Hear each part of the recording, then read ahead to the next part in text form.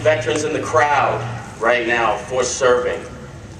You don't get appreciation enough.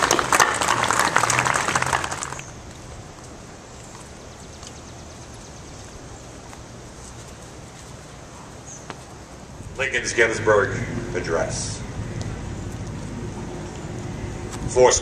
87 years ago, our fathers brought forth on this continent a new nation, conceived in liberty and dedicated to the proposition that all men are created equal. Now, we are engaged in a great civil war, testing whether that nation or any nation so conceived and so dedicated can long endure.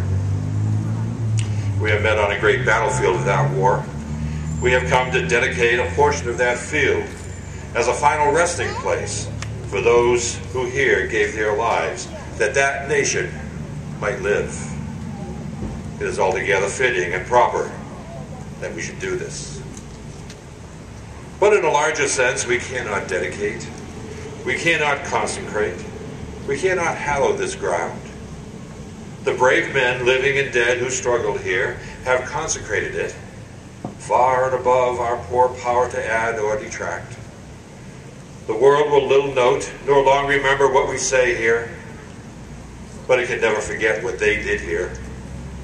It is for us, the living, rather to be dedicated here to the unfinished work which they who fought here have thus far so nobly advanced.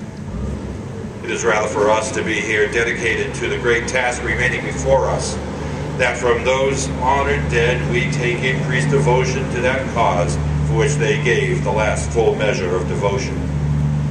That we here highly resolve that those dead shall not have lived or died in vain, but that this nation under God shall have a new birth of freedom, and that government of the people and by the people and for the people shall never perish from this earth.